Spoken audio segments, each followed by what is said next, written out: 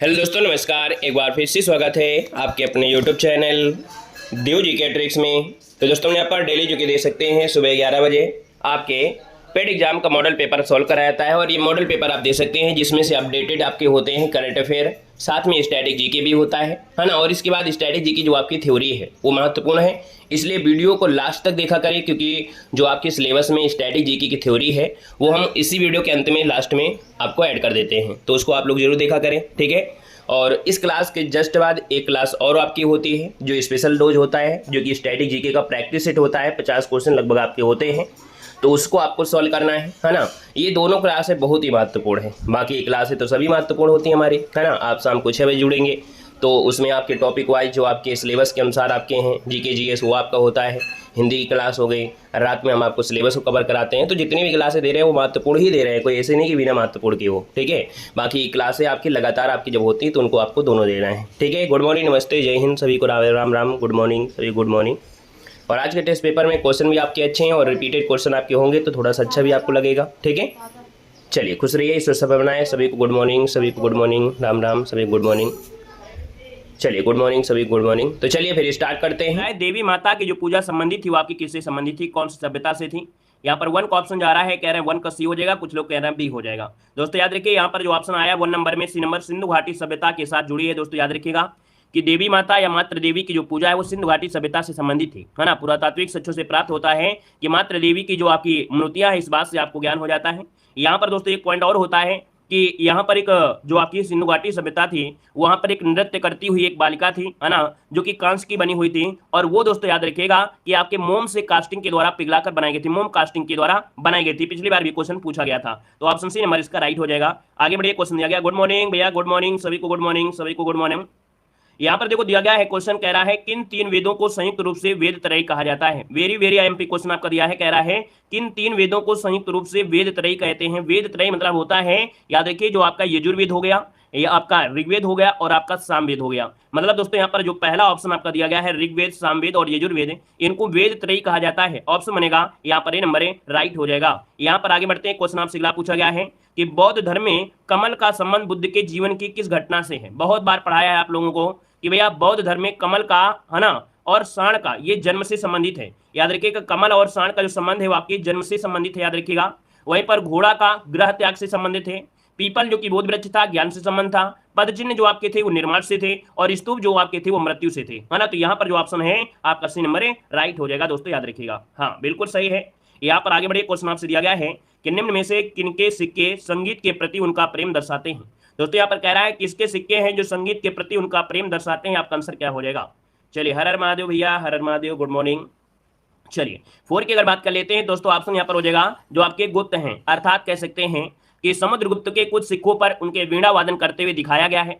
और ये भी कह सकते हैं गुप्त के सिक्के प्राचीन काल में या संगीत के प्रति प्रेम को भी दर्शाते थे।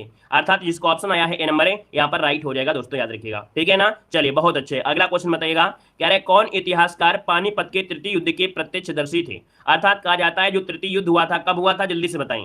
पानीपत का तृतीय युद्ध कब हुआ था, तो आप कहेंगे 14 जनवरी को हुआ था। अगर 14 जनवरी की बात आई है तो आप ये भी कहिए कौन सी ईस्वी को था, तो आप कहेंगे 1761 को हुआ था। दोस्तों ये तृतीय युद्ध हुआ था और इसमें मराठा सेना का प्रतिनिधित्व किया था सदाशिवराव भाऊ, और अफगान सेना का नेतृत्व किया था अहमद अब्दाली, जिसमें मराठा सेना की पराजय हुई थी। तो दोस्तों यहाँ पर ये काशीराज पंडित थे। ऑप्शन बनेगा यहाँ पर डी नंबर, काशीराज पंडित। दोस्तों इसका आंसर है यहाँ पर राइट हो जाएगा। और इसके बाद आगे बढ़ते क्वेश्चन आपसे दिया गया है कि प्रत्यक्ष कार्यवाही दिवस मनाया गया था। प्रत्यक्ष कार्यवाही दिवस मनाया गया था, क्वेश्चन लाजवाब है, यहाँ पर जवाब देना है। चलिए गुड मॉर्निंग सभी को, गुड मॉर्निंग। क्वेश्चन नंबर 6 की अगर बात कर लेते हैं तो आप कहेंगे प्रत्यक्ष कार्यवाही दिवस जो मनाया गया था, ये मनाया गया तो ऑप्शन बनेगा आपका बी नंबर आपके 1946। याद रखिएगा 1946 को मनाया गया था, है ना। इसका जो ऑप्शन आ रहा है बी नंबर बिल्कुल सही जवाब हो जाएगा। यहाँ पर आगे बढ़ते क्वेश्चन दिया गया है, निम्न में से किस क्रांतिकारी को गोंडा की जेल में फांसी दी गई थी। बताना है कि कौन से ऐसे क्रांतिकारी थे जिनको गोंडा की जेल में फांसी दी गई थी। आपका आंसर जो बनेगा इनमें से राइट क्या हो जाएगा, सही जवाब इनमें से क्या बनेगा। सभी को जवाब देना है, जितने लोग यहाँ पर जुड़े हैं, है ना, सभी को जवाब देना है। और दोस्तों आपका जवाब भी देखिए 7 का ऑप्शन आ चुका है, आपका बी नंबर है। याद रखिए प्रफुल्ल चाकी, है ना, याद रखिए जो आपके प्रफुल्ल चाकी है, प्रफुल्ल चाकी, यहाँ पर आपका आंसर है 7 नंबर में। वो ऑप्शन आपका, सॉरी माफ करिए, ये रोहड़ी, माफ करिए भाई, इसमें सही होगा ये राजेंद्र लोहड़ी हो जाएगा। या देखिए जो आपके राजेंद्र लोहड़ी हैं, राजेंद्र लोहड़ी, इनको भैया आपका दोस्ता जाए तो जो आपका दक्षिणेश्वर में बम कांड हुआ था और काकोरी कांड के लिए इनको फांसी दी गई थी। राजेंद्र भैया राजेंद्र लोहड़ी हैं। यहाँ पर आंसर आपका सी नंबर इसका राइट हो जाएगा, सी लगाना है भाई। यहाँ पर आगे बढ़िए, क्वेश्चन आपसे दिया गया है कि कांग्रेस के किस अधिवेशन में पहली बार स्वराज शब्द का प्रयोग किया गया था। वेरी वेरी आईएमपी क्वेश्चन है, बिल्कुल सिलेक्टेड क्वेश्चन आपका दिया गया है। दोस्तों याद रखिएगा कि कांग्रेस के किस अधिवेशन में पहली बार स्वराज्य शब्द जो दिया गया वो आपके 22वें अधिवेशन में, और 22वें अधिवेशन हुआ कहां था, तो ये हुआ था दोस्तों याद रखिएगा जो कि कलकत्ता में हुआ था। और इसके जो अध्यक्षता किया था, है ना, ये जो कलकत्ता में हुआ था, इसकी जो अध्यक्षता किया था वो आपके दादा भाई नौरोजी ने किया था। याद रखिए दादा भाई नौरोजी, बहुत बार क्वेश्चन पूछा गया है क्वेश्चन। आगे बढ़िए, क्वेश्चन आपसे दिया गया है कि निम्न में से किसका संबंध रामकृष्ण मिशन से है। चलिए बताइएगा आपका जवाब क्या हो जाएगा, निम्न से किसका संबंध रामकृष्ण मिशन से है। क्वेश्चन नंबर 9 को ऑप्शन दीजिएगा, आपका आंसर क्या हो जाएगा। अब आप कहेंगे रामकृष्ण मिशन है तो आपका आंसर भी आपका दिया है स्वामी विवेकानंद।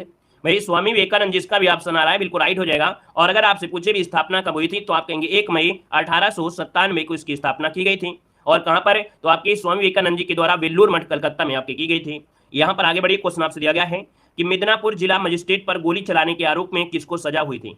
सभी क्वेश्चन आपके सिलेक्टेड है, सभी को गुड मॉर्निंग भाई, सभी को गुड मॉर्निंग। बताइएगा कि मिदनापुर जिला मजिस्ट्रेट पर गोली चलाने के आरोप में किसको सजा हुई थी। क्वेश्चन नंबर 10 ऑप्शन को लॉक किया जाए। तो दोस्तों यहाँ पर देखिए आपका जो आंसर है 10 नंबर में लगभग जवाब सबके आ चुके हैं। याद रखिए यहाँ पर जो आंसर है 10 नंबर में वो ऑप्शन बनेगा सी नंबर है। याद रखिए ब्रज किशोर चक्रवर्ती क्या हो जाएगा। याद रखिएगा मिदनापुर जिला मजिस्ट्रेट पर गोली चलाने के कारण यहाँ पर दोस्तों याद रखिए 1933 में गिरफ्तार किया गया था और इसके बाद 1934 में इनको फांसी दी गई थी। ऑप्शन आपका यहाँ पर सी हो जाएगा। अब आप लोग काफी लोग यहाँ पर कह सकते हैं बी देंगे, लेकिन ये भी तो देखिए यहाँ पर मिदनापुर दिया है ना, चटगांव शास्त्रागार नहीं दिया है। अगर चटगांव शास्त्रागार होता तो हम लोग सूर्यसेन को लगा देते। समझ में आ गया ना कि अगर चटगांव दिया होता तो हम लोग सूर्यसेन को लगा देते। चलिए आगे बढ़ते हैं, क्वेश्चन दिया गया है निम्न विद्वानों में से किसने सुझाव दिया है कि पृथ्वी की उत्पत्ति गैसों और धूलकणों से है। भैया एक ऐसे भी विद्वान थे जिन्होंने कहा कि पृथ्वी की जो उत्पत्ति हुई है गैस और धूलकणों से हुई है ना। तो भैया हम आपको बता देंगे इसका आंसर यहाँ पर याद रखिएगा ये है आपके ओम, कौन है ये रिमड। जो ऑप्शन दिया गया है आपका ओ रिमड की परिकल्पना में कहा गया है, ये विशेषता आई है कि उन्होंने उपग्रहों की गति गैस और धूल कणों से आपकी मानी है। तो दोस्तों यहाँ पर जो आपका आंसर है वो आपका डी हो जाएगा। यहाँ पर आगे बढ़ते हैं, क्वेश्चन आपसे दिया गया है निम्न में से कौन सा रूपांतरित चट्टानों का उदाहरण नहीं है। रूपांतरित चट्टानों का उदाहरण नहीं, आपका जवाब देना है। चलिए धन्यवाद भाई, सभी को धन्यवाद। दोस्तों दिया गया है कौन सा रूपांतरित चट्टानों को उदाहरण नहीं है। क्वेश्चन नंबर 12 ऑप्शन को लॉक करेंगे। रूपांतरित चट्टान होते हैं जो आपके एक रूप से दूसरे रूप में परिवर्तित हो जाती हैं। भैया संगमरमर का परिवर्तन हुआ है, क्वार्टाइट का परिवर्तन हुआ होगा, स्लेट का परिवर्तन हुआ है, लेकिन भैया जो ग्रेनाइट दिया गया है, क्या ग्रेनाइट, ये भैया अग्नेय शैल में है। क्या है ये अग्नेय शैल में आपकी है, आती है अग्नेय शैल में है। वहीं पर दोस्तों आपका जो स्लेट आपकी परिवर्तित हुई होगी वो कहीं ना कहीं कैसे बनी होगी, ये आपके शैल को आपका शैल के माध्यम से बनी है। जो संगमरमर बनी है ये चूना पत्थर से बनी है ना। और संगमरमर जो होता है चाक डोलोमाइट से हो जाता है, क्वार्टर जो होता है बलुआ पत्थर के रूपांतरित से होता है। तो इस प्रकार से ऑप्शन डी आपका राइट हो जाएगा। Next question कराइएगा। क्वेश्चन दिया गया है कि ज्वालामुखी से सबसे अधिक कौन सी गैस निकलती है। वेरी वेरी आईएमपी क्वेश्चन दिया है, सभी को ऑप्शन को लॉक करना है और आपका जवाब इनमें से क्या होगा। क्वेश्चन नंबर 13 की अगर बात कर लेते हैं तो आपको याद रखिएगा कि ज्वालामुखी अगर होता है तो सबसे ज्यादा गैस निकलती है यहाँ पर कौन सी। दोस्तों आपके है जलवाष्प। याद रखिए जलवाष्प जो है सबसे ज्यादा निकलती है, याद रखिएगा है ना। H2O जो आपकी होती है सबसे मात्रा, और भी इसके साथ निकलते हैं जैसे कार्बन डाइऑक्साइड हो गया, SO2 हो गया, काफी निकलते हैं, लेकिन सबसे ज्यादा आपकी जलवाष्प निकलती है। यहाँ पर दोस्तों सबसे ज्यादा जो आपकी ज्वालामुखी आते हैं प्रशांत महासागर में आते हैं, जहां पर एक जगह है रिंग ऑफ फायर, है ना। रिंग ऑफ फायर ये कहां पर है, प्रशांत महासागर में, जहां पर सबसे ज्यादा ज्वालामुखी आते रहते हैं, भूकंप भी आते रहते हैं, है ना। यहाँ पर आगे बढ़ते हैं, क्वेश्चन दिया गया है कि माउंट एटना जो आपका है ये है क्या। माउंट एटना जो आपका है ये है क्या। तो आपको बता दें माउंट एटना जो आपका है इटली में है। कहां पर है, आपके इटली में है। अब आप आगे का जवाब आप लोग दीजिए भाई, ये कहां पड़ता है, इटली में एक सिसिली द्वीप है। कहां पर है, इटली में एक सिसिली द्वीप है जो कि एक सक्रिय ज्वालामुखी है। क्या, एक सक्रिय ज्वालामुखी है, याद रखिए ये एक सक्रिय ज्वालामुखी है, याद रखिएगा। ऑप्शन राइट हो जाएगा आपका सी नंबर है। यहाँ पर आगे बढ़ते हैं, क्वेश्चन दिया गया है कह रहा है सेस्मोमीटर मापता है। ये बताइएगा जो सेस्मोमीटर होता है ये मापन जो करता है ये किसका मापन करता है। आपका आंसर में से राइट क्या हो जाएगा, जल्दी से बताइएगा आपका आंसर क्या होगा। एक बार भाई वीडियो को भी लाइक कर दीजिएगा जितने यहाँ पर शेष से नहीं जुड़ चुके हैं, है ना। और लगातार दोस्तों यहाँ पर देख सकते हैं आप मेहनत कर रहे हैं, तो जितने लोग यहाँ पर जुड़े हैं एक बार सभी लोग सेशन को लाइक करेंगे, है ना। पहली बार जुड़े हैं तो चैनल को सब्सक्राइब कर लीजिएगा, अपने दोस्तों को शेयर भी कर दीजिए, अपने रिश्तेदारों को भी शेयर करिएगा, ठीक है ना। तो सबको शेयर करिए और लाइक शेयर की संख्या भी लगातार बढ़ाते रहिए। चलिए बहुत अच्छे। चलिए नमस्ते भैया, नमस्ते। देखो यहाँ पर दिया है सेस्मोमीटर मापता है। आप कहेंगे सर सेस्मोमीटर आपसे बात किया है, तो आप कह दीजिए आपका आंसर जो होगा यहाँ पर कोई हृदय तो होगा नहीं, यहाँ पर जो आपका आंसर होगा भूकंप तरंगे, जो कि ऑप्शन आ गया है आपका सी नंबर बिल्कुल सही जवाब यहाँ पर हो जाएगा। अगर मैं आपसे पूछे भैया हृदय की गति कौन मापता है, तो हृदय की गति मापता है कार्डियोग्राम। कौन? कार्डियोग्राम। भैया पेड़ों की ऊंचाई कौन मापता है? पेड़ों की ऊंचाई मापता है केस्कोग्राफ। क्या? केस्कोग्राफ होता है जो पेड़ों की ऊंचाई मापता है। दोस्तों आगे बढ़िए, क्वेश्चन दिया गया है, कह रहे जीएसटी लागू करने वाला भारत का प्रथम राज्य में से कौन था? लाजवाब क्वेश्चन है, जवाब देना है। कह रहे जीएसटी लागू करने वाला सबसे पहला राज्य में से भारत में कौन सा था? अब आप कहेंगे सबसे पहले जीएसटी आपके कहां पर? आपके असम में लगी थी। कहां पर? असम में लागू किया गया था। दोस्तों याद रखिएगा असम में, है ना। और असम के मुख्यमंत्री कौन थे? तो आपके मुख्यमंत्री थे सर्बानंद सोनोवाल थे। दोस्तों याद रखिएगा, क्लियर है। जीएसटी अगर पूछा जाए जीएसटी लागू करने वाला आखिरी राज्य कौन सा है, क्या आप जवाब दे सकते हैं? अगर हम आपसे पूछे कि सर ये बताइए कि जीएसटी लागू करने वाला आखिरी गांव, आखिरी आपका जो कह सकते हैं राज्य है वो कौन सा है? आखिरी बता दीजिए आप लोग जल्दी से कि आखिरी जो आपका राज्य था वो कौन था। तो जीएसटी लागू करने वाला आखिरी राज्य आपका जम्मू कश्मीर था। दोस्तों यहां पर जम्मू कश्मीर में 7 जुलाई 2017 को आपका जीएसटी लागू किया गया था। दोस्तों याद रखिएगा, क्लियर है। आगे बढ़िए, क्वेश्चन आपसे अगला पूछा गया है, यहां पर दिया गया है कि आंध्रा बैंक कौन से बैंक में मर्ज हुआ था? दोस्तों यहां पर बताइएगा कि जो आंध्रा बैंक है ये कौन से बैंक में मर्ज हुआ था। आप देख सकते हैं लगातार ये प्रक्रिया जारी है ना, बैंकों का विलय होता जा रहा है धीरे धीरे, है ना। तो दोस्तों यहाँ पर देख सकते हैं 17 का जो ऑप्शन है वो राइट, इनमें से क्या हो जाएगा? तो भैया यूनियन बैंक में आपका विलय हुआ था। किसमें? यूनियन बैंक में विलय हुआ था, याद रखिएगा, है ना। आंध्रा बैंक और कोऑपरेशन बैंक का विलय यूनियन बैंक में आपका हुआ था। और यहाँ पर दोस्तों आगे बढ़िए, क्वेश्चन आपसे अगला पूछा गया है, कह रहे हैं प्रधानमंत्री द्वारा मेक इन इंडिया कार्यक्रम की जो शुरुआत हुई थी ये आपकी कब की गई थी? क्वेश्चन नंबर 18, ऑप्शन को लॉक किया जाए। चलिए क्वेश्चन नंबर 18 जो ऑप्शन है आपका डी नंबर हो जाएगा 2014। क्या हो जाएगा? 2014 में दोस्तों शुरुआत की गई थी मेक इन इंडिया की, है ना। कोरोना के खिलाफ जंग में मेक इन इंडिया की काफी अहम रोल निभाया भी था। यहाँ पर जो आंसर आपका है वो आपका डी हो जाएगा। यहाँ पर आगे बढ़ते क्वेश्चन दिया गया है, निम्न में से कौन से देश में मिश्रित अर्थव्यवस्था है? मतलब मिश्रित अर्थव्यवस्था पूछ लिया है। अब आप बताइएगा कि मिश्रित अर्थव्यवस्था कहां पर देखने को मिलती है।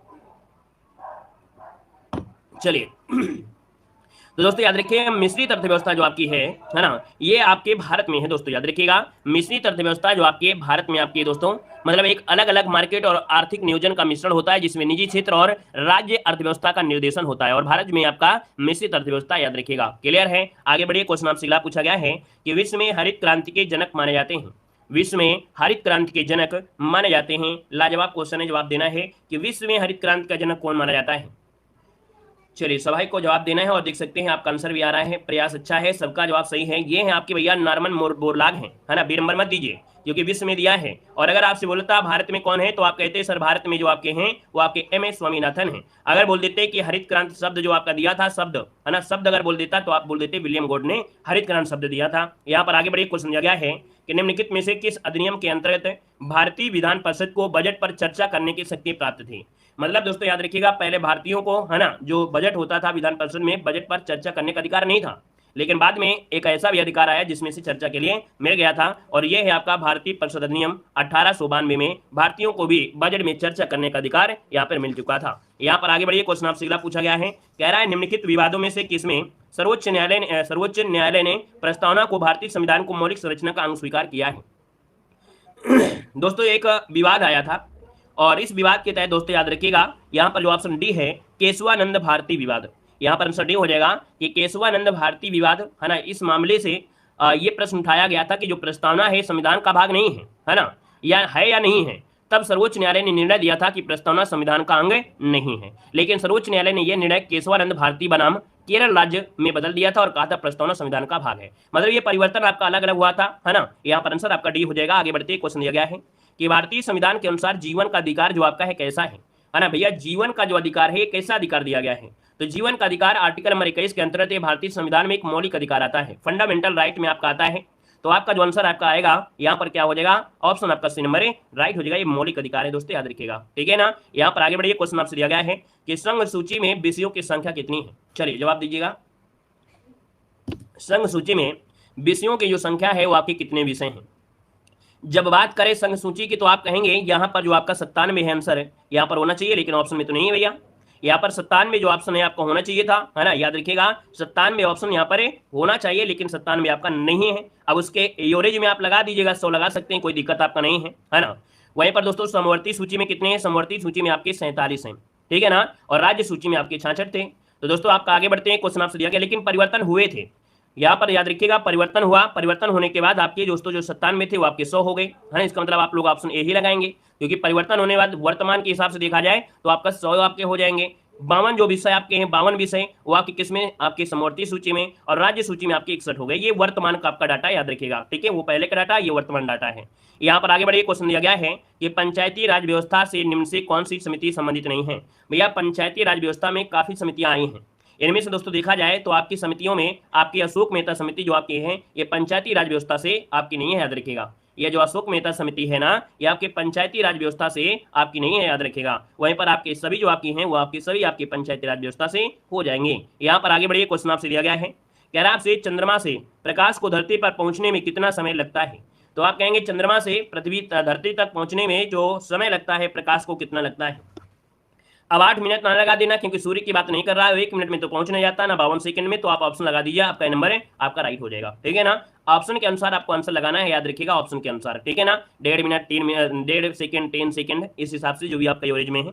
अगला क्वेश्चन आपसे दिया गया है कि प्रकाश संश्लेषण किस कोशिकांग में होता है। अब यह प्रकाश संश्लेषण जो होता है, प्रकाश संश्लेषण वो किस में होगा। अब आप ही बताइएगा, प्रकाश संश्लेषण की जो क्रिया हो सकती है वो आपके किस में हो जाएगी, तो आपके क्लोरोप्लास्ट में होगी। क्लोरोप्लास्ट जो ऑप्शन है वो आपका बी हो जाएगा, मतलब इसमें क्लोरोफिल होता है और प्रकाश संश्लेषण में मदद करता है ना। यहाँ पर दोस्तों आगे बढ़ते, क्वेश्चन आपसे दिया गया है कि डायलिसिस में कौन सी प्रक्रिया आपकी शामिल है। अब आप बताइएगा डायलिसिस में जो प्रक्रिया है वो आपकी क्या होती है। यहाँ पर दोस्तों आपका 28 नंबर का ऑप्शन क्या होगा।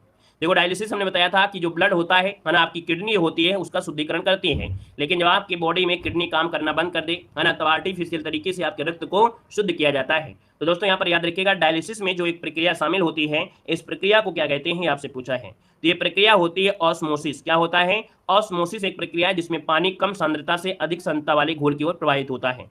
डायलिसिस की प्रक्रिया गुर्दे अर्थात वृक्क में होती है, ये भी आपको याद रख लेना है। आगे बढ़िए, क्वेश्चन दिया गया है कि रेडियोधर्मी तत्वों के समूह को कहा जाता है। भैया रेडियोधर्मी तत्व जो आपके होते हैं ना, इनको एक्टिनाइड कहते हैं, आपने पढ़ा भी होगा एक्टिनाइड। एक्टिनाइड जो कि ऑप्शन है आपका पहला ही आपका जवाब राइट हो जाएगा। जो धातुएं संक्रमण समूह में आती हैं वो आपके लेंथेनाइड और एक्टिनाइड भी आपके होती हैं, ठीक है। यहाँ पर हेलोजन जो आपके होते हैं समूह 17 में होते हैं, और उत्कृष्ट गैसें जो होते हैं समूह 18 में होती हैं। आगे बढ़िए, क्वेश्चन दिया गया है कि मानव कोशिका में होते हैं, मानव कोशिका में जो होते हैं आपको बताना है मानव कोशिका में क्या होते हैं। अब आप ये कहेंगे सर मानव कोशिका की अगर बात कर दिया है तो भैया गुणसूत्र की संख्या यहाँ पर दोस्तों 46 या तो कह सकते हैं 23 जोड़े, तो आपका जो आंसर होगा वो आपका सी नंबर है, यहाँ पर राइट हो जाएगा। क्लियर है। आगे बढ़िए, क्वेश्चन आपसे अगला पूछा गया है, निम्नलिखित में से कौन सा स्त्रीलिंग आपका है। दोस्तों यहाँ पर जवाब देना है स्त्रीलिंग में से आपका कौन हो जाएगा, स्त्रीलिंग जवाब देना है। वीडियो को लाइक शेयर करते हुए चलेंगे, जितने भी यहाँ पर साथी हैं, है ना, जितने लोग यहाँ पर जुड़ चुके हैं, एक बार सभी लोग वीडियो को लाइक करेंगे। जिन लोगों ने अभी तक यहाँ पर लाइक शेयर नहीं किया है, जिन लोगों ने अपना सपोर्ट नहीं किया है, तो सभी लोग भैया वीडियो को सपोर्ट जरूर कर दीजिएगा, ठीक है ना, विधिवत तरीके से। चलिए, वेरी गुड। दोस्तों यहाँ पर देखिए कह रहा है निम्नलिखित में से कौन सा स्त्रीलिंग है। अब आप देखिए शशांक दिया है, सजावट है, पंखा है और दरवाजा है। कहीं ना कहीं देखा जाए तो आपका आंसर यहाँ पर राइट हो सकता है अगर थोड़ा सा दिमाग लगाया जाए तो, है ना। यहाँ पर दोस्तों देखिए ऑप्शन आपका सजावट कैसी है, क्या सजावट कैसी है ना, बहुत अच्छी सजावट ये तो बोलते हैं, अर्थात ये स्त्रीलिंग में होगा, ऑप्शन बी बनेगा। आगे बढ़िए, क्वेश्चन दिया गया है कि आधी रात का जो समय होता है उसके लिए क्या कहा जाता है। आधी रात का समय के लिए क्या कहेंगे, आधी रात का समय जो होता है उसे क्या कहते हैं। आप कहेंगे सर आधी रात के समय को बोलते हैं, यहाँ पर जवाब दीजिए। चलिए 57 नंबर का ऑप्शन देना है, आपका जो आंसर है 57 में ऑप्शन क्या हो जाए, निशीत कहा जाता है, बिल्कुल सही है, वेरी गुड। अब हिंदी में तो आप लोग राजा बाबू हैं, हिंदी में आपसे गलती हो जाए तो बिल्कुल बेकार है, क्योंकि हिंदी तो आपको इतनी पढ़ाई जाती है ना। ऑप्शन डी इसका राइट हो जाएगा। नेक्स्ट क्वेश्चन को आते हैं। क्वेश्चन दिया गया है दीर्घायु शब्द का विलोम बताना है ना, बोलते ना ईश्वर दीर्घायु दे, तो भैया आपको विलोम बता देना है, और जब विलोम की बात करता है तो आप कहेंगे अल्प आयु, क्या हो जाएगा अल्प आयु, जो कि ऑप्शन है आपका बी नंबर है, राइट हो जाएगा। अगले क्वेश्चन को आते हैं। क्वेश्चन दिया गया है कि प्रणाम का संविच्छेद इनमें से क्या हो जाएगा। भैया संविच्छेद पढ़ाया है ना आप लोगों को, हमने तो यहाँ प्रणाम में यहाँ पर दिया गया है और इसमें से व्यंजन संधि है, लेकिन परिवर्तन सिर्फ आपका एक शब्द का होगा। ये शब्द आपका जो होगा दोस्तों याद रखिएगा, ये शब्द आपका है प्रणाम, अर्थात दोस्तों याद रखिए यहाँ पर जो आंसर है वो आपका राइट क्या हो जाएगा, प्रणाम आपका आंसर यहाँ पर राइट हो जाएगा। दोस्तों याद रखिएगा, अना मतलब ना का परिवर्तन अड़ा में हो जाता है, याद रखिएगा, ठीक है। आगे बढ़िए, क्वेश्चन दिया गया है। अगला क्वेश्चन आपके सामने है कि अंडे का शहजादा मुहावरे का अर्थ देना है। अंडे का शहजादा मुहावरे का अर्थ में से क्या होगा। अब आप बताइए 60 नंबर का ऑप्शन क्या लॉक करें। अब आप ये कहेंगे कि भैया अंडे का शहजादा मतलब होता है अनुभवहीन व्यक्ति, क्या होता है अनुभवहीन व्यक्ति, मतलब ऑप्शन बनेगा यहाँ पर आपका डी नंबर है, राइट हो जाएगा। और आगे बढ़ते हैं, क्वेश्चन आपसे दिया गया है कि वायुमंडल की लंबवत संरचना में सबसे निचली सतह कौन होती है। अब दोस्तों आप वायुमंडल के बारे में पूछ लिया है और वायुमंडल का अगर ज्ञान नहीं है तो फिर गड़बड़ हो जाएगा। भैया हमने आपको बताया था कि वायुमंडल के आपसे कह रहे हैं लंबवत संरचना में, ठीक है ना, सबसे निचली सतह होती है कौन सी, ये वाली सतह पूछा गया है, और ये सतह होती है आपका क्षोभ मंडल। और क्षोभ मंडल को बोलते क्या है, क्षोभ मंडल मतलब हलचल जहाँ होती है, और हलचल होता है इसका मतलब ये हो जाएगा कि यहाँ पर हो जाएगा आपका ट्रोपोस्फेयर। क्या हो जाएगा? ट्रोपोस्फेयर आपका हो जाएगा। यहाँ पर दूसरा जो आपका होता है वो होता है स्ट्रेटोस्फेयर, समताप मंडल। यहाँ पर मध्यमंडल होता है मोसोस्फेयर, इसके बाद होता है आयन मंडल मतलब आयनोस्फेयर, और इसके बाद लास्ट होता है वायुमंडल जिसे बोलते हैं एक्सोस्फेयर। तो इस कारण से ऑप्शन जो आपका बनेगा वो आपका सी हो जाएगा। और याद रखिएगा ये वो आपका जो मंडल है, यहाँ पर ग्लोबल वार्मिंग की घटना होती है, यहाँ पर बारिश होती है, यहाँ पर बिजली होती है, मतलब जो भी आपकी हलचल वाली चीजें होंगी वो आपको क्षोमंडल में ही आपको मिलेंगे, ट्रोपोस्फेयर में। याद रहेगा। आगे बढ़िए, क्वेश्चन आपसे दिया गया है, कह रहा है विश्व आर्थिक आउटलुक रिपोर्ट निम्नलिखित में से किसके द्वारा प्रकाशित की जाती है?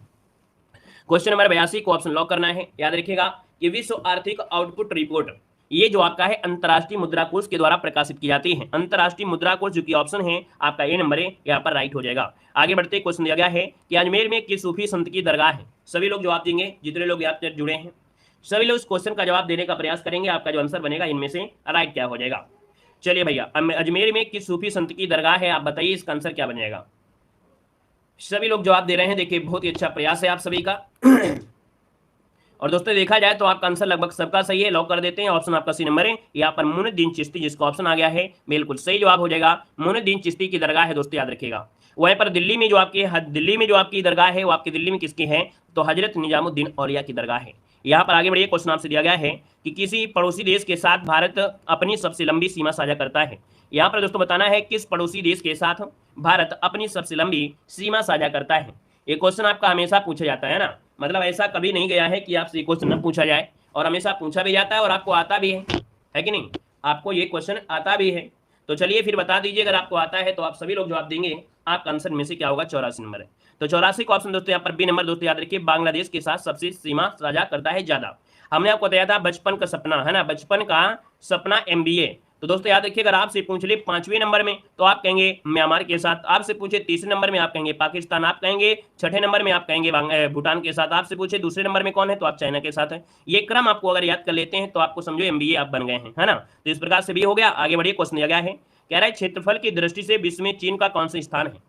भैया क्षेत्रफल का आ गया है तो क्षेत्रफल के हिसाब में क्या होगा? तो भैया 85 नंबर का जो ऑप्शन है वो आपका राइट आंसर हो जाएगा। सी नंबर याद रखिए, तीसरा स्थान है। हमने बताया सबसे पहले यहाँ पर जो आता है कौन सा? रूस आता है ना। रूस आता है, रूस के बाद यहाँ पर कनाडा आएगा, कनाडा के बाद आपका चीन, फिर आपका उत्तरी अमेरिका। यहाँ पर आगे बढ़िए, क्वेश्चन आपसे अगला पूछा गया है कि सर्वाधिक जनसंख्या वाला भारतीय राज्य कौन है? तो भैया आपसे भारत में पूछ ले तो आपको आंख मूंद लेना है और कह देना उत्तर प्रदेश ही आपका है, मतलब ऑप्शन जो आपका है बी नंबर राइट हो जाएगा। और दोस्तों याद रखिएगा, यहाँ पर आगे बढ़िए, क्वेश्चन दिया गया है कि निम्नलिखित में से कौन संसद का कार्य नहीं है? संसद का कार्य नहीं है। तो चलिए यहाँ पर दिया गया है संसद कानून बनाने और वित्तीय कार्य संबंधी कार्य करती है, बिल्कुल सही दिया है। संसद कुछ चुनावी कार्य करती है जैसे राष्ट्रपति उपराष्ट्रपति चुनाव, ये भी आपका सही है। संसद संविधान संशोधन पर चर्चा करती है और लागू करती है, ये भी सही दिया है। संसद के पास कार्य करने का अधिकार नहीं है, यही गलत हो गया है, यही गलत हो गया। ऑप्शन डी के डी नंबर आपका गलत दिया गया है। आगे बढ़िए, क्वेश्चन दिया गया है कि विश्व स्वास्थ्य दिवस कब मनाते हैं? लाजवाब क्वेश्चन है और हर बार एग्जाम में क्वेश्चन ये पूछा जाता है, ट्रेंडिंग में रहता है। याद रखिएगा, आपसे कह रहा है कि विश्व स्वास्थ्य दिवस जो मनाते हैं ये कब मनाया जाता है? आपका आंसर क्या होगा? चलिए दोस्तों, विश्व स्वास्थ्य दिवस है और स्वास्थ्य दिवस की अगर बात कर लेते हैं तो आप कहेंगे सर यहाँ पर जो 7 अप्रैल है बहुत बार पढ़ाया गया है, ऑप्शन जो आपका है ए नंबर इसका राइट हो जाएगा दोस्तों, याद रखिएगा, है ना। यहाँ पर दोस्तों 7 अप्रैल जो ऑप्शन है बिल्कुल राइट आंसर हो जाएगा। और दोस्तों यहाँ पर 1 मई को क्या मनाते हैं, जल्दी से बताइए। 1 मई को क्या मनाते हैं? मजदूर दिवस मनाएंगे। यहाँ पर दोस्तों आप 5 जून में पर्यावरण दिवस मनाते हैं, ठीक है। आगे बढ़िए, क्वेश्चन आपसे अगला पूछा गया है, यहाँ पर कह रहा है कि ब्रिक्स बैंक का मुख्यालय कहाँ पर है? बताइएगा आप, ब्रिक्स बैंक का जो मुख्यालय है वो आपके है कहाँ पर है? ये क्वेश्चन कई बार पूछा गया है। अब आप कहेंगे सर ब्रिक्स बैंक जो आपका है, ब्रिक्स बैंक ये आपका मुख्यालय जो आपका है कहाँ पर है? चलिए 89 का ऑप्शन हो जाएगा संघाई में। कहां पर है? आपके संघाई में है। संघाई जो आपका हो जाएगा, मतलब ब्रिक्स बैंक का अब एक न्यू डेवलपमेंट बैंक कहा जाता है ना, और इसका मुख्यालय संघाई जो कि आपकी चीन में है। और दोस्तों याद रखिएगा, इसके सदस्य देशों में ब्राजील है, रूस है, भारत है, चीन है, दक्षिण अफ्रीका यहाँ पर बनेंगे। अगला क्वेश्चन दोस्तों दिया गया है, कह रहा है श्रीमती एन राजम का संबंध जो आपका है वो किस एक वाद्ययंत्र से है? श्रीमती एन राजम का जो संबंध है वो आपके किस एक वाद्ययंत्र से है? 90 का ऑप्शन दोस्तों याद रखिएगा, वायलिन तो आप जानते होंगे, वायलिन जो ऑप्शन है यहाँ पर बी नंबर है, ये आपका राइट आंसर हो जाएगा। दोस्तों दिया गया है यहाँ पर दोस्तों दिया गया प्रमुख दरबारी कवि और उनके संरक्षक, मतलब डायरेक्ट यहाँ से क्वेश्चन बनता है कि भैया जो आपका भवभूत थे किसके दरबार में? तो आपके यशोवर्मन में। अश्वघोष जो आपके थे कनिष्क के दरबार में रहते थे। यहाँ पर चरक जो आपके हैं कनिष्क के दरबार में, कौटिल्य जो आपके थे चंद्रगुप्त मौर्य के दरबार में, नागार्जुन जो आपके थे कनिष्क के दरबार में, चंद्रवरदाय जो आपके थे पृथ्वीराज तृतीय के दरबार में, है ना। यहाँ पर हरिश्चंद्र जो आपके थे समुद्रगुप्त के दरबार में, बाणभट्ट जो आपके थे हर्षवर्धन के दरबार में आपके थे। यहाँ पर धनवंतरी चंद्रगुप्त द्वितीय के दरबार में ये सब क्वेश्चन पूछे गए हैं। यहाँ पर दोस्तों रविकृत हैं पुलकेशन द्वितीय। और अगला पॉइंट आपसे दिया गया है, कह रहा आपसे यहाँ पर दोस्तों यहाँ पर दिया है दंडेन, ये नरसिंह वर्मन में हो जाएगा। राजशेखरन आपके महेंद्रपाल फर्स्ट, आर्यभट्ट दोस्तों चंद्रगुप्त द्वितीय हो जाएगा। और दोस्तों याद रखिएगा चंद्रवरदाई पृथ्वीराज थर्ड जो आपका हुआ था। कालिदास जो आपके थे चंद्रगुप्त द्वितीय के दरबार में, है ना। और इसके बाद आगे आते हैं दोस्तों, आपके सामने यहाँ पर एक पॉइंट दिया गया है, यहाँ पर दिया है दिल्ली सल्तनत पर शासन करने वाले वंश, शासक और शासनकाल। याद रखिए गुलाम वंश में देखा जाए तो गुलाम वंश में ये आपके सभी लोग थे। आपको क्या करना है, इसके स्क्रीनशॉट ले लेना है। वैसे हम आपको पीडीएफ जो आपकी है वो आपको टेलीग्राम पर भेज देंगे, तो पीडीएफ के माध्यम से और भी आप पढ़ सकते हैं जो आपकी ये शब्द आपके हैं, है ना, जो आपकी कौन कौन आए कौन से नहीं आए। सबसे पहले कुतुबुद्दीन ऐबक आए, लास्ट में कैकवात आपके आए थे, ये सब चीजें आपको देखने को आपको मिलेंगी, ठीक है ना। अब दोस्तों यहाँ पर कुछ महत्वपूर्ण पॉइंट अभी आपको और पढ़ना है। यहाँ पर दोस्तों देखिए, अगर आपसे पूछे भारत में दोस्तों, तो यहाँ पर देखिए भारत का जो आपका ऊपरी बिंद है ये इंदिरा कौल होता है, और जो नीचे भी आपका बिंद होता है वो आपका क्या होता है, यहाँ पर ये वाला पॉइंट जो आएगा तो कन्याकुमारी में, लेकिन नीचे वाला पॉइंट होगा आपका क्या हो जाएगा, तो हो जाएगा इंदिरा पॉइंट। दोस्तों ये आपका जो पूर्वी बिंद है आपका किबिथु है, और जो आपका पश्चिमी बिंद है गौर माता है। यहाँ पर दोस्तों आपसे पूछे कि उत्तर दक्षिण की लंबाई कितनी है, तो आप कहेंगे 3214। अगर पूरब पश्चिम बोले तो आप 2933 बताना है। यहाँ पर दोस्तों जमीनी रेखा आपकी जो है 15,200 वर्ग किलोमीटर आपकी भारत के साथ है यहाँ पर जुड़ी हुई है। दोस्तों यहाँ पर दोस्तों भारत के पड़ोसी देशों की अगर बात करते हैं तो बचपन में सपना, ये बचपन में एमबीए किया जो भी आपका होगा, तो यहाँ पर ये भैया आपके सामने ये ट्रिक के माध्यम से आप लोग नोट कर सकते हैं। यहाँ पर दोस्तों दिया है कि भारत में, है ना, क्या दिया है कि भारत के जल एवं स्थल सीमा दोनों से जुड़े हुए, अगर जल और थल दोनों से पूछ लेता है तब आप कहेंगे बांग्लादेश, म्यांमार और पाकिस्तान। लेकिन जलीय सीमा से आपको पूछे तो आपको मालदीव और श्रीलंका ही आपको बताना है दोस्तों, याद रखिएगा, ठीक है ना। यहाँ पर दिया है भारत के पड़ोसी देशों से लगे भारतीय राज्य, तो देखो भारत के 17 राज्य पड़ोसी देशों के साथ स्थलीय सीमा से जुड़े हैं। कितने? 17 राज्य हैं जो पड़ोसी देशों के साथ स्थलीय सीमा से आपके जुड़े हैं दोस्तों, याद रखिएगा। अगर आपसे पूछे बांग्लादेश के साथ कौन कौन जुड़े हैं, तो बांग्लादेश के साथ याद रखिएगा कि यहाँ पर दोस्तों आ मित्र बंगला में दोस्तों असम, मिजोरम, त्रिपुरा, मेघालय, ये आपके बांग्लादेश के साथ आपकी जुड़े हुए हैं। सबसे लंबी सीमा बांग्लादेश की लगती है आपकी पश्चिम बंगाल के साथ है, लगती है दोस्तों, याद रखिएगा। यहाँ पर अगला पॉइंट दिया है म्यांमार से सटे भारतीय राज्य। म्यांमार से सटे भारतीय राज्य में यहाँ होता है मौ में आना वर्मा, अर्थात दोस्तों याद रखिएगा मणिपुर, मिजोरम, अरुणाचल प्रदेश और नागालैंड ये आपके म्यांमार के साथ लगे हुए हैं। इनको नोट करते हुए चलेंगे। यहाँ पर दोस्तों अगर पूछे कुल लंबाई तो आपको दिख रहा है, लेकिन सबसे लंबी सीमा जो आपकी लगती है वो आपके दोस्तों याद रखिए मिजोरम के साथ लगती है। किसके साथ है? मिजोरम के साथ लगती है सबसे लंबी सीमा आपके दोस्तों याद रखिए म्यांमार की, ठीक है। आगे आते हैं भूटान से लगे हुए, तो भूटान में दोस्तों दिया है आशिक आप भूटान के, कहाँ के? आशिक आप भूटान के, अर्थात दोस्तों यहाँ पर याद रखिएगा कि भूटान से लगे हुए अरुणाचल प्रदेश क्या हो जाएंगे, अरुणाचल प्रदेश, सिक्किम, असम, पश्चिम बंगाल, ये दोस्तों आपके जो राज्य हैं वो आपके भूटान से दोस्तों आपके लगे हुए हैं। और भूटान से सर्वाधिक लंबी सीमा जो लगती है वो आपकी असम की लगती है। कहाँ की? असम की लगती है दोस्तों, याद रखिएगा। अगला पॉइंट आपसे दिया गया है पाकिस्तान से सटे भारतीय राज्य। पाकिस्तान से सटे राज्य है आपका पंगु राज्य, अर्थात दोस्तों यहाँ पर पंजाब है, गुजरात है, जम्मू कश्मीर, राजस्थान है, जम्मू कश्मीर है, जो कि पाकिस्तान के साथ सटे हैं दोस्तों, याद रखिएगा। पाकिस्तान की सबसे लंबी सीमा आपकी लगती है राजस्थान से। किसे लगती है? राजस्थान से लगती है। अगला पॉइंट आपसे कह रहा है नेपाल से सटे हुए राज्य। नेपाल से सटे हुए राज्य होते हैं यूपी 20 खंड। क्या? यूपी 20 खंड, अर्थात उत्तर प्रदेश, पश्चिम बंगाल, बिहार, सिक्किम, उत्तराखंड। दोस्तों याद रखिएगा नेपाल के साथ 1 2 3 4 5 आपके भारतीय राज्य हैं, और सबसे लंबी जो सीमा लगती है आपके नेपाल की वो बिहार से लगती है। अगला पॉइंट आपसे यहाँ पर दिया गया है, कह रहा है चीन से सटे हुए भारतीय राज्य यहाँ पर पूछा गया है, तो भैया उषा लद्दाख गई, है ना, सीमा भारत आई, क्यों भैया, ये तो होता है, तो उषा लद्दाख गई। तो दोस्तों याद रखिएगा यहाँ पर दोस्तों याद रखिएगा उत्तराखंड, है ना, सिक्किम, हिमाचल प्रदेश, अरुणाचल प्रदेश, लद्दाख, ये चीन के साथ सीमा है, और सबसे लंबी सीमा आपके लद्दाख के साथ लगती है जो कि आपकी चीन की है दोस्तों, ठीक है ना। यहाँ पर अगला पॉइंट आपसे दिया गया है अफगानिस्तान, और अफगानिस्तान की अगर बात करते हैं तो एकमात्र राज्य, है ना, एकमात्र आपका राज्य सिर्फ और सिर्फ कौन लगता है? लद्दाख लगता है। सबसे लंबी सीमा आपकी लद्दाख हो जाएगी, मतलब भारत के जो पड़ोसी देश थे वो आपके यहाँ पर हो गए हैं। क्योंकि आप लोगों ने करंट अफेयर पर भी फोकस कर लिया, बचा वो एक ही ऑप्शन है वो आपके स्टैटिक जीके, है ना, एरिया बहुत ज़्यादा हो जाता है तो क्वेश्चन कैसे भी बन सकते हैं, इसलिए स्टैटिक जीके लगातार आपको क्लास लेना है। आइए जल्दी से अगली क्लास में, और इस क्लास को लाइक शेयर कर दीजिए भाई, है ना, लाइक शेयर कर दीजिए, और अगली क्लास में तब तक आप लोग चलिए तुरंत स्टार्ट कर रहे हैं, ठीक है। धन्यवाद सभी को, जय हिंद, वंदे मातरम।